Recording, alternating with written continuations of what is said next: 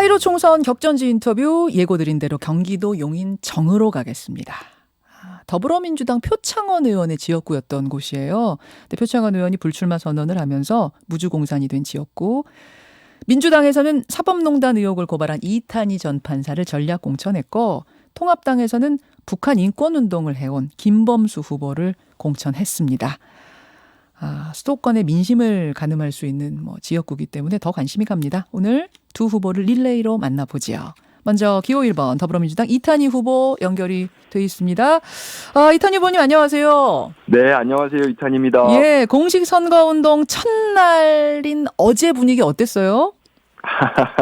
일단 제가 민주당 인재 영입이 되고 공천이 좀 늦어졌잖아요. 예. 그런데다가 이제 바로 코로나19 상황이 터져서 그동안 남들보다 배로 뛰었거든요. 그렇게 제가 우리 지역 구석구석을 누비면서 좀 많은 사연을 접했는데요. 하루는 제가 가보니까 이게 한 삼겹살집을 방문을 했는데 예. 코로나로 매출이 주는 바람에 사장님이 그 아르바이트생 4명 중에서 2명을 그날 해고하셨더라고요. 그날. 그러면서 아이고. 또 해고를 하고는 너무 미안해서 그 둘한테 직접 삼겹살을 구워주고 계시는 장면을 제가 봤어요. 세상에. 정말 너무 짠했고요. 하여튼 이런 평범한 시민들의 애환을 제대로 대변하는 것이 우리 지역구 국회의원의 사명이구나 하는 걸 마음 깊이 지금 배우고 있습니다. 그래요. 그리고 요즘 우리 그 용인의 분위기는요. 네. 이 코로나 위기를 열심히 헤쳐가고 있는 우리 문재인 정부에 힘을 실어줘야 된다. 그리고 또 이제 젊은 정치인으로 세대 교체를 이뤄야 된다. 이런 분위기가 점차 퍼지고 있습니다. 그래요. 그러면 경기 용인정에 왜 이탄이어야 하는가? 그러니까 왜 이탄이가 네네. 국회의원이 돼야 하는가? 그것도 왜 용인정이어야 하는가라고 묻는다면 뭐라고 답하세요? 저는 이제 두 가지로 답하겠습니다. 첫째로는 우리 용인시정 지역을 안정적으로 대변하고 우리 지역 현안에 숨통을 틔울 수 있는 사람이 저라고 생각해요. 네, 우리 지역에는 보면 사실 교통, 환경, 소방서, 보건소, 체육시설, 학교 이렇게 처리가 안 된 과제들이 굉장히 산적해 있거든요. 예. 이게 수도권인데도 불구하고 잘 안 되온 이유가 여러 가지가 있는데요. 그중에 사실 하나는 제가 파악을 해보니까 그동안 이 지역의 선출직 공무원들이 대부분 담임으로 끝났어요. 그러다 보니까 이게 중장기 과제를 제대로 못 챙긴 거예요. 그러니까 의원들, 국회의원들이 한 번 하고 떠나신 그렇죠. 분들이 많단 말이죠. 예. 그렇죠. 시장도 마찬가지고. 근데 이제 전 같은 경우는 아직 40대 초반이잖아요. 네네. 그리고 이제 제가 저의 가장 왕성한 40, 50대 20년을 이제 앞두고 있기 때문에 제가 용인 지역을 중장기적으로 대변하는 데 쓸 수 있는 딱 맞는 후보다.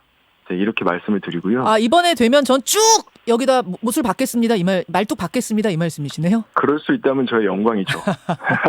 그 말씀. 그리고 두 번째로는 이제 제가 아직 젊지만 그래도 공직 생활을 꽤 오래 했잖아요. 얼마 하셨어요, 판사 생활? 제가 이제 특전사에서 군판사, 군검사까지 한 거 합치면 총 14년 공직 생활을 했어요. 예. 그래서 공직 생활 통해서 많은 실력이 검증이 됐다. 물론 이제 상대 후보님도 성실히 열심히 살아오셨다고 생각을 하는데 다만 이번에 보니까 당내 경선 과정에서 불거진 무슨 병역 미필 논란 이런 게 있더라고요. 그래서 저는 저 스스로 제가 더 검증된 사람이다. 이렇게 주장을 하고 있습니다. 알겠습니다. 이탄희 후보 하면 앞서 말씀하신 것처럼 판사라는 점이 가장 두드러진 점이고 사법농단을 밝히는 신호탄이 됐었다는 점. 이 부분을 많이들 기억하실 텐데 네네. 국회 입성하면 당연히 그쪽 일을 하실 거죠. 예, 그런데 간단하게 그 부분은 제가 워낙 많이 말씀을 드려서요. 예. 오늘은 짧게만 말씀드리고 싶고요. 근데 제가 이제 남의 재판에 몰래 부당하게 개입한 법관 탄핵은 반드시 추진하겠다. 이거는 이미 말씀드린 바 있고요. 그 외에도 이제 무전유죄, 유전무죄 없애야 된다. 정관예우 방지법 만들겠다. 그리고 이제 최근에는 이제 우리한테 큰 충격을 안긴 N번방 사건이 있잖아요. 예. 네, 요런 사건처럼 일부 범죄에 대해서는 사실 법관들이 좀 상식에 반하는 양형을 하는 경우들이 많이 있어요. 그 얘기가 많이 나왔었어요, 이번에. 디지털 성범죄 너무 솜방망이 처벌한다. 그렇죠. 그래서 그걸 바꾸는 양형개혁법 이런 거 포함해서 이탄희 3법을 추진하겠다. 이렇게 제가 공개적으로 약속을 한 바 있습니다. 이탄희 3법. 네. 그런데 저희가 네네. 두 후보에게 각각 상대방에게 던지고 싶은 질문 보내주십시오 했더니 상대방 김범수 후보가 이런 질문을 보내오셨어요. 이탄희 후보께. 네네네. 사법개혁을 출마 일성으로 내놓으셨는데 왜 지역구로 용인을 선택하셨습니까? 서초 네네. 을에서 출마하거나 비례대표가 더 맞는 게 아닌가요? 이제 서초는 법원이 있으니까. 결국 네. 지역구 의원으로 당선이 돼도 우리 네네. 지역 용인은 패싱하시는 거 아니에요? 이런 네. 우려에 대해 답을 달라라는 요청이십니다. 제가 이 부분은 좀 답을 길게 하고 싶은데요. 시간상 일단 아주 길게는 안 돼요. 알겠습니다. 예, 예. 예. 사실 대한민국 국회의원이 중앙의 입법기관이면서 우리 지역 공직사회의 구심점이다. 이렇게 두 가지 역할을 다 요청받잖아요. 예. 저는 두 역할 다 전혀 피할 생각이 없고요. 오히려 우리 집권 여당에서 영입 인재인 저를 용인에 보낸 거는 앞으로 이 지역에 전폭적인 지원을 하겠다. 이런 뜻이라고 저는 해석을 하고, 제가 사실 지금도 우리 이낙연 후보님이나 당대표님 또 예전 청와대 관계자분들 만날 때마다 그 부분을 단도리를 하고 있습니다. 그리고 저는 사실 용인에 연고가 없지 않아요. 저희 그 장인 장모님이 사셔서 장모님이 그 용인의 사이라고 스케치북에 써서 SNS에 올려주신 게 아주 크게 화제가 됐었거든요. 예, 예.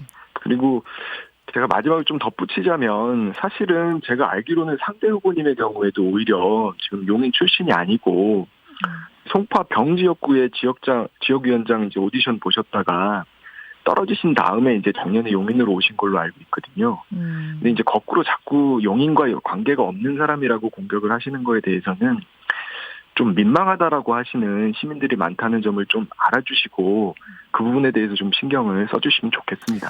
상대 후보가 던지는 두 번째 질문으로 가겠습니다. 네네. 판사 퇴임 후에 정치권으로 오신 것, 그리고 네네. 국제인권법 연구회 활동이라든지 사법연수원 시절에 이라크 파병 반대 운동을 한 것 등등등, 이거 정치 판사의 행보 아닌가? 라는 질문 답변 주시죠. 네. 이 부분도 사실은 근데 시청자들께서 다 이미 알고 계시는 내용인데요. 제가 판사 시절에 한 일은 박근혜 정권 당시에 이제 출세길이라고 하는 요징에 발령받고 나서 제가 동료 판사 뒷조사를 하지 않겠다라고 사직서를 낸 게 전부거든요. 그러고 나서 제가 판사로서 그 어떤 정치적 행동도 한 적이 없습니다. 전쟁 반대야 사실은 평화 문제인 거고, 인권법 활동이야 이제 국제인권법규를 연구하는 일이니까요. 이게 전 국민이 다 아는 내용인데, 네. 그런데 이제 사실 상대 후보께서 계속 이제 저를 비방하는 내용의 문자 메시지를 뿌리고, 심지어 이제 최근에 공보물에까지 그런 내용을 상당 부분 실어서 저희 이제 참모들이 좀 여러 가지 이야기들이 있었는데, 저는 오히려 좀 상대 후보께서 좀 극우적인 시각을 가지고 계신다는 걸 보여주는 거 아닌가. 극우적인 시각을 가지고 계신 거 아니냐? 왜냐하면 사실 제가 한 그 행동들이 우리 상식적으로 아니면 이제 어떤 우리나라의 중도 세력의 어떤 기준에 맞추어서 조금도 논란되는 부분이 없었거든요. 오히려 이제 상대 후보께서는 이제 우리 주옥순 씨 알려져 계셨는데, 네. 주옥순 씨와 이제 새한국이라고 하는 극우 성향 단체를 구성했다는 의혹이 있고요. 엄마 부대 주옥순 씨 말씀하시는 거예요? 그렇죠. 예. 그리고 주옥순 씨와 또 MOU를 체결을 하신 뒤에 우리 용인 시민들이 문제 제기를 하니까 그 미래한국 사이트에서 기사를 일방적으로 삭제했다고 제가 들었습니다. 그리고 또한 또 우한 폐렴연대라는 단체가 있잖아요. 예. 예, 거기가 문재인 대통령을 이제 살인죄로 고발을 한 단체인데, 또 관련된 기사를 이제 언론사를 통해서 게재하기도 하셨어요. 이렇게 하시면서 오히려 계속 저에 대한 이제 비방 문자, 비방 공보물을 뿌리시는 데 대해서 저는 좀 이 자리를 빌어서 정중하게 유감을 표현을 하고요. 좀 상대 후보께서 우리 용인 시민을 대표하는 좀 품격 있는 공직자 후보로서 할 행동인지 좀 진지하게 성찰해 주셨으면 좋겠습니다. 자, 아마 그 질문 두 개 저희한테 보내주신 것 중에 비슷한 질문이 제가 있는 걸로 알아서 뒤에 그 질문에 대한 답변은 좀 듣는 것으로 하고요. 자, 끝으로 30초 남았습니다. 이 방송 듣고 계신 유권자들께 30초 안에 한 말씀 해주시죠. 알겠습니다. 자, 유권자 여러분, 이제 대한민국이라는 나라도 변곡점이고요. 우리 용인 지역도 변곡점입니다. 우리나라는 나라다운 나라, 촛불개혁을 계속 끌고 나갈 수 있느냐, 제대로 펴보지도 못하고 꺾이느냐의 기로에 있고요. 우리 용인 지역은 지난 오랜 시간 동안에 아쉬웠던 지역을 안정적으로 대변할 수 있는 실력 있는 대표를 확보할 수 있느냐의 기로에 있습니다. 제가 촛불개혁을 이어가고 우리 지역의 미래가 될 수 있다고 확신하고 있으니까요. 일할 기회를 주십시오. 감사합니다. 예, 일할 기회를 주십시오. 감사합니다라는 말로 마무리하셨습니다. 선의의 경쟁 부탁드리겠습니다. 고맙습니다.